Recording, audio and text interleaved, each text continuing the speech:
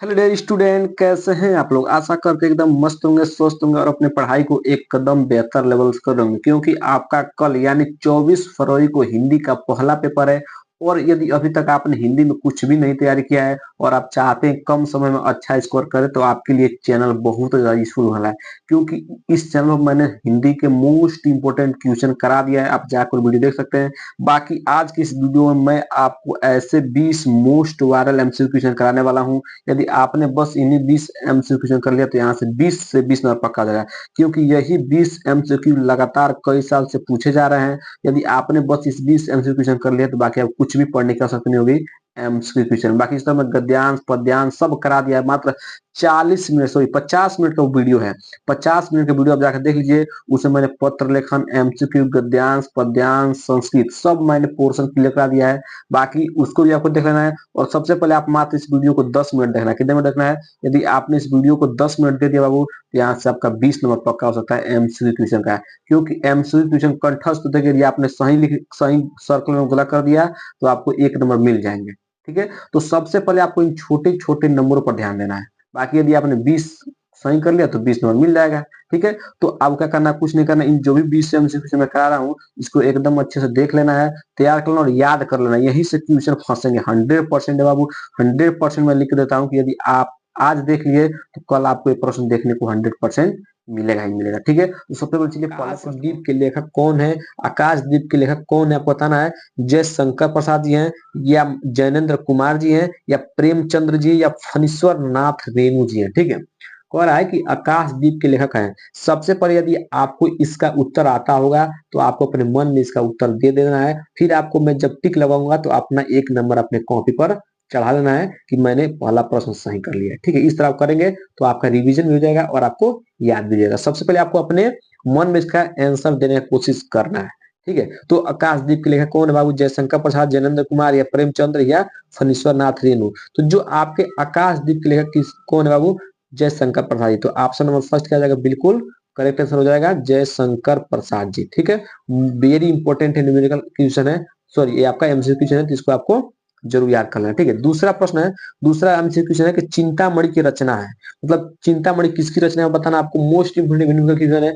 चिंतामणि किसकी रचना है बाबू? महादेवी वर्मा की, महादेवी वर्मा की, सॉरी महावीर प्रसाद द्विवेदी की, या रामचंद्र शुक्ल की, या यशपाल की, या जैनेन्द्र की। ठीक है, तो जो चिंतामणि किसकी रचना है आपको बताना है। महावीर प्रसाद द्विवेदी, रामचंद्र शुक्ल, यशपाल जी, या जैनेन्द्र कुमार जी। तो आपका चिंतामणि एक प्रमुख रचना है किनकी? रामचंद्र शुक्ल की।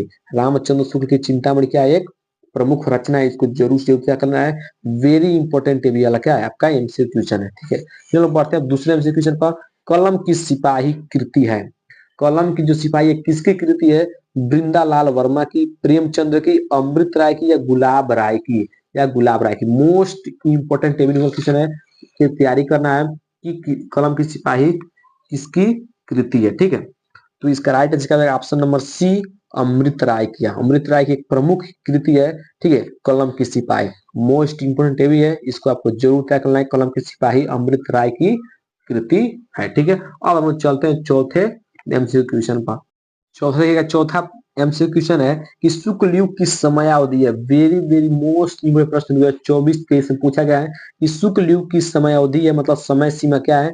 1900 से 1920 ईस्वी तक, या 1919 से 1938 तक, या 1995 से 1940 ईस्वी तक, या इनमें से कोई नहीं। ठीक है, तो आपको बताना है कि जो शुक्ल युग की समय सीमा कब तक है, तो आपको राइट आंसर हो जाएगा। आपको राइट आंसर क्या हो जाएगा आपका? 1919 से 1938 ईस्वी तक। ऑप्शन नंबर बी बिल्कुल करेक्ट आंसर हो जाएगा। 1919 से 1938 तक इंपोर्टेंट वाला है। फिर आपको अगला देखना है। अगला नंबर क्या ध्यान से देखिएगा। अगला नंबर आपका है कि हंस पत्रिका के संपादक हैं।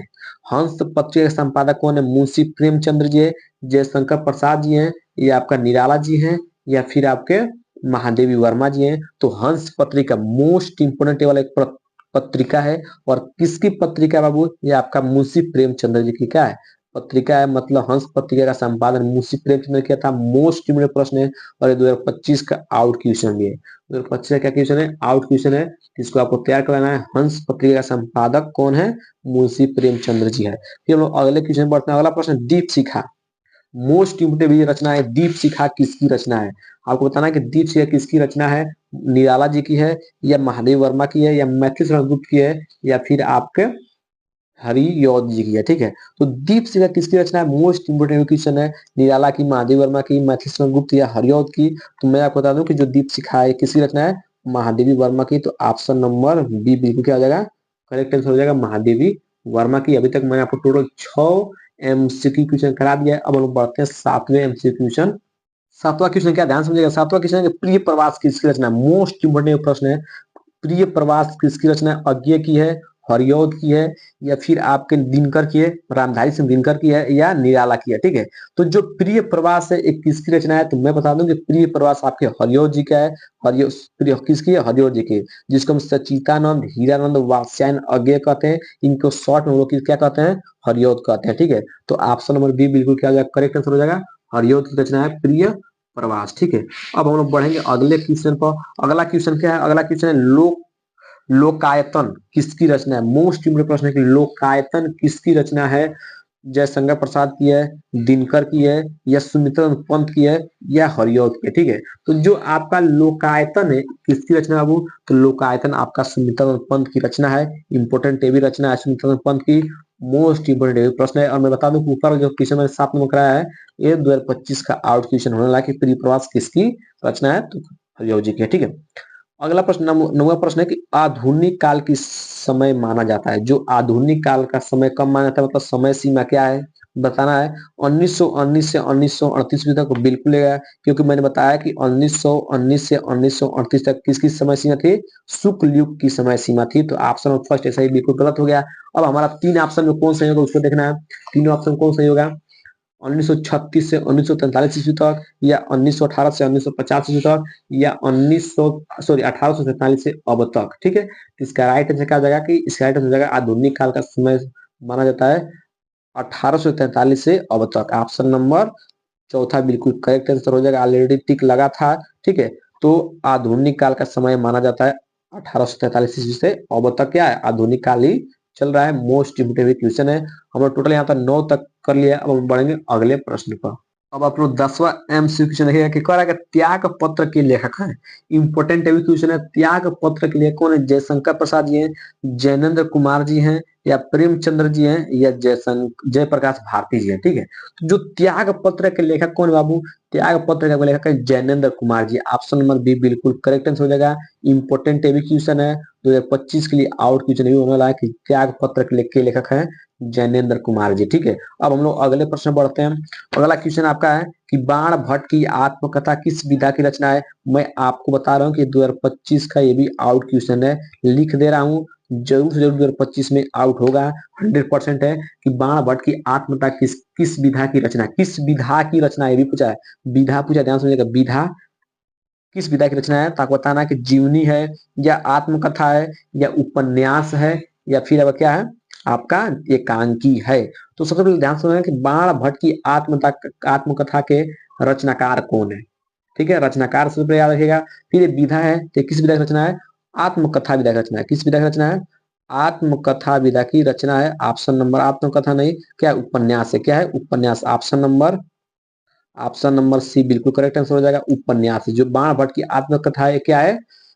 एक उपन्यास विधा की रचना है। और एक किसकी रचना है आपको बताना है कमेंट बॉक्स में कि जो बाण भट्ट की आत्मकथा है किसकी रचना है। मैंने विधा बता दिया है कि उपन्यास विधा की रचना है और इसके रचनाकार कौन है, तो आपको कमेंट बॉक्स में बताना है कि हजारी प्रसाद द्विवेदी जी हैं या जयशंकर प्रसाद जी है, कोई भी हो बताना आपको कमेंट बॉक्स में। 11 नंबर प्रश्न का उत्तर आपको बताना है। ठीक है, अगले प्रश्न बढ़ते हैं। अगला प्रश्न क्या है? अगला प्रश्न सेवा सदन। सेवा सदन उपन्यास के लेखक हैं। जो आपका सेवा सदन है ये उपन्यास है, ध्यान समझिएगा। सेवा सदन किस विधा की रचना है? तो उपन्यास विधा की रचना है। इसके लेखक कौन है बाबू? इसके लेखक हैं जयशंकर प्रसाद जी हैं या जयप्रकाश भारती जी हैं या प्रेमचंद्र जी हैं या इनमें से कोई नहीं। ठीक है, इनमें से कोई नहीं। तो मैं आपको बता दूं कि जो सेवा सदन उपन्यास के लेखक कौन है बाबू? जो सेवा सदन उपन्यास के लेखक कौन है बाबू? प्रेमचंद्र जी। कौन है? प्रेमचंद्र जी। इंपोर्टेंट क्वेश्चन है, 2025 का भी आउट क्वेश्चन वाला है कि जो सेवा सदन है आपका प्रेमचंद्र का एक उपन्यास है। ठीक है, इंपोर्टेंट है। अब हम चलते हैं 13 नंबर एग्जीक्यूशन पर। 13वां क्वेश्चन कह रहा है कि आचार्य रामचंद्र शुक्ल के निबंध संग्रह का नाम है। निबंध संग्रह का नाम है, आचार्य रामचंद्र शुक्ल बोला है कि निबंध संग्रह का नाम है फलुआ क्लब, फलुआ क्लब, चिंतामणि या विचार विधि या रस मीमांसा। ठीक है, तो जो आचार्य रामचंद्र शुक्ल का इसमें से कौन ऐसा है जो क्या निबंध संग्रह का नाम है, निबंध है, बताना कि निबंध कौन है। ठीक है, इंपॉर्टेंट क्वेश्चन है, 2025 का भी आउट क्वेश्चन है। ये आचार्य राम शुक्ल का इसमें कौन निबंध है, तो मैं आपको बता दूं चिंतामणि क्या है बाबू आपका आचार्य राम शुक्ल का एक प्रसिद्ध निबंध है, निबंध है, प्रसिद्ध निबंध है, ध्यान समझिएगा, प्रसिद्ध निबंध है, इस पॉइंट को ध्यान देना है। ठीक है, तो आचार्य राम शुक्ल का कौन सा निबंध है, चिंतामणि का एक निबंध है। तो ऑप्शन 1 बी बिल्कुल करेक्ट आंसर हो जाएगा। अगले प्रश्न बढ़ते हैं, अगला प्रश्न दीप शिखा और यमा की रचना है। आपको बताना है किसकी रचना है, दीप शिखा और यमा किसकी रचना है, केशव दास की, महादेवी वर्मा की, या केशव दास की, या आपके प्रेमचंद्र की। दो बार ऑप्शन हो गया केशव दास। ठीक है, तो कोई बात नहीं, बताना आपको कि दीप शिखा और यमा किसकी रचना है।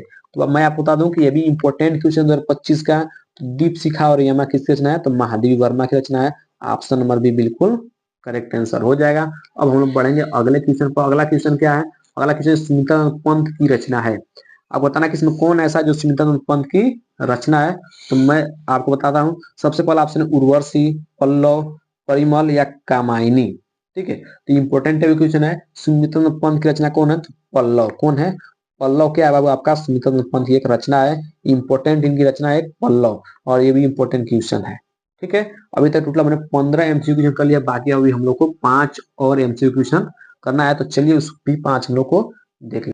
16 किसने, 16 किसने कहा कि आंगन के पार द्वार, मोस्ट इंपोर्टेंट है, ऑलरेडी मैं लिख देता हूँ मोस्ट इंपोर्टेंट, मैं लिख देता हूँ मोस्ट इंपोर्टेंट है कि आंगन के पार द्वार किसकी रचना है, जयशंकर प्रसाद की, अज्ञे की, या नरेंद्र कुमार की, या दिनकर की, नाम है दिनकर की। ठीक है, तो आंगन के पार द्वार किसकी रचना है, मोस्ट इंपोर्टेंट है, मैंने लिख दिया, 2025 का भी आउट क्वेश्चन हो रहा है। तो आंगन के पार द्वार किसकी रचना है, अज्ञे की है। किसका है, अज्ञे की है, मोस्ट इंपोर्टेंट है आपका क्या है, रचना है अज्ञे जी की। ठीक है, आंगन के पार द्वार। अगला प्रश्न बढ़ते हैं, अगला प्रश्न रीति काल का समय माना जाता है। जो रीति काल का समय माना जाता है, क्या माना जाता है, 1600 ईस्वी से 1616 ईस्वी तक, या 1800 से 1818 ईस्वी तक, या 1643 से 1843 ईस्वी तक, या 1616 से 1632 तक। तो यहाँ अभी मैंने पीछे बताया था शुक्ल युग का समय अवधि बताया था, फिर आधुनिक काल का समय अवधि बताया था, यहाँ पे रीति काल का आ गया। ठीक है, तो रीति काल का जो समय माना जाता है वो क्या मानता है, 1643 से 1843 तक। ऑप्शन नंबर सी बिल्कुल करेक्ट आंसर हो जाएगा। ठीक है, मैंने तीनों को बता दिया और तीनों से बाहर नहीं जाएगा। अगला प्रश्न है 18वां प्रश्न है कि शेखर एक जीवनी किस विधा की रचना है। आपको इसकी विधा बताना है, किस विधा की रचना है, शेखर एक जीवनी, कहानी है, जीवनी है, या नाटक है, या उपन्यास है। तो मैं आपको बता दूं कि शेखर एक जीवनी किस विधा की रचना है, तो शेखर एक जीवनी किस विधा की रचना है बाबू, किस विधा की रचना है, उपन्यास विधा की रचना है। किस विधा की रचना है, उपन्यास। तो ऑप्शन नंबर डी बिल्कुल करेक्ट आंसर हो जाएगा कि शेखर एक जीवनी उपन्यास विधा की रचना है। अब हम लोग और 2 प्रश्न कर लेते हैं ताकि हमारा 20 कंप्लीट हो जाए। तो चलिए हम 18वां प्रश्न को देख लिए हैं, 19वां प्रश्न को देखिए। 19वां प्रश्न करेक्ट, कामायनी किसकी रचना है, मोस्ट इंपोर्टेंट रचना है, कामायनी किसकी रचना है, प्रेमचंद्र की है, या जयशंकर प्रसाद की है, या हरिऔध की है, या महादेवी वर्मा की है। ठीक है, तो जो आपका कामायनी किसकी रचना है बाबू, तो कामायनी आपका जयशंकर प्रसाद की एक रचना है, इंपोर्टेंट रचना है जयशंकर प्रसाद की कामायनी। ठीक है, इसको याद कर लेना है। ठीक है, अब हम लोग बढ़ते हैं अगले प्रश्न पर। 20वां प्रश्न कह रहा है कि चिदम्बरा के रचयिता है। आपको बताना कि चिदम्बरा के रचयिता कौन है, सुमित्रानंद पंत जी हैं, या महादेवी वर्मा जी हैं, या फिर आपके बिहारी जी हैं, या सेनापति जी हैं। ठीक है, तो चिदम्बरा के रचयिता कौन है बाबू, तो मैं आपको बता दूं कि चिदम्बरा के रचयिता कौन है, आपके सुमित्रानंद पंत जी हैं। ऑप्शन नंबर फर्स्ट बिल्कुल करेक्ट हो जाएगा, और इंपोर्टेंट प्रश्न है, 2025 का भी आउट क्वेश्चन होने वाला है। ठीक है, चिदम्बरा के रचयिता कौन है, स्मिथ पंत जी है। मैं एक आपको बोनस में एक और क्वेश्चन कराता हूँ, 21 नंबर क्वेश्चन कराता हूँ, साकेत किसकी रचना, ये भी बहुत बार पूछा गया है, साकेत किसकी रचना है, 2024 में पूछा गया है प्रश्न, साकेत किसकी रचना है, जयशंकर प्रसाद की है, या दिनकर की है, या मैथिली शरण गुप्त की है, या इनमें से कोई नहीं। तो जो आपका साकेत है, जो आपका साकेत है, किसकी रचना है, मैथिली शरण गुप्त की रचना है। किसकी रचना है, मैथिली शरण गुप्त की रचना है। तो ऑप्शन नंबर थर्ड बिल्कुल क्या आ जाएगा, करेक्ट आंसर हो जाएगा। ठीक है, तो अभी तक मैंने आपको टोटल 21 एमसीक्यू क्वेश्चन कराया है। यदि आपने 21 एमसीक्यू क्वेश्चन एकदम तैयार कर लिया जो भी मैंने इसमें कराया है, यहाँ से कम अगर 10 से 15 नंबर पक्का हो सकता है। ठीक है, मोस्ट इंपोर्टेंट सभी एमसीक्यू क्वेश्चन थे। बाकी वीडियो कैसा लगा कमेंट बॉक्स में जरूर